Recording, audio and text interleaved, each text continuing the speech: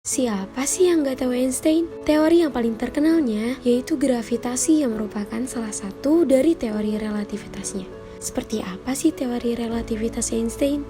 Teori relativitas Einstein menunjukkan bahwa kekuatan gravitasi sebenarnya muncul dari kelangkungan ruang dan waktu yang dicontohkan melalui sistem tata surya. Ia mencontohkannya melalui benda-benda kosmik seperti matahari dan bumi yang mampu memengaruhi geometrinya. Teori relativitas terbagi menjadi dua, yaitu teori relativitas khusus yang menjelaskan tentang ruang dan waktu. Yang kedua yaitu teori relativitas umum yang menjelaskan tentang gravitasi akibat kelangkungan ruang dan waktu itu. Kedua teori ini diciptakan untuk menjelaskan bahwa gelombang elektromagnetik tidak sesuai dengan teori gerakan Newton. Sederhananya, melalui teori ini menjelaskan bahwa hukum fisika akan selalu sama dan konstan dimanapun.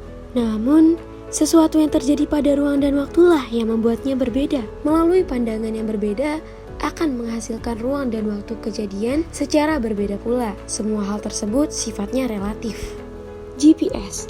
GPS adalah kependekan dari Global Positioning System, yaitu merupakan sistem navigasi berbasis satelit yang dikembangkan oleh Departemen Pertahanan Amerika yang didukung oleh 27 jaringan satelit. Dalam menentukan posisi, kita membutuhkan paling sedikit 3 satelit.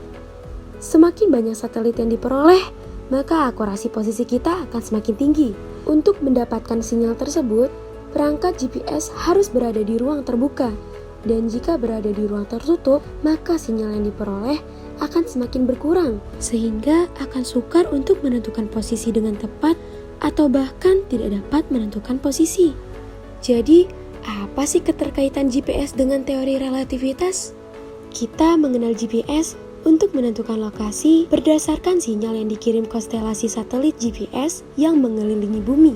Sinyal yang dikirim satelit adalah lokasi koordinat satelit dan waktu saat sinyal dikirim. Ketika GPS menerima sinyal dari satu satelit, maka GPS merekam lokasi satelit berdasarkan perbedaan waktu pengiriman oleh satelit dan waktu yang ada di GPS. Maka jarak satelit dapat diketahui. Kuat medan gravitasi di permukaan bumi dan di tempat satelit mengorbit berbeda. Menurut teori relativitas umum, medan gravitasi memiliki efek pada pergerakan waktu. Perbedaan kuat medan gravitasi di permukaan dan di orbit satelit menyebabkan setelah 1 hari jam satelit dan jam bumi menunjukkan perbedaan waktu sekitar 50 mikrodetik.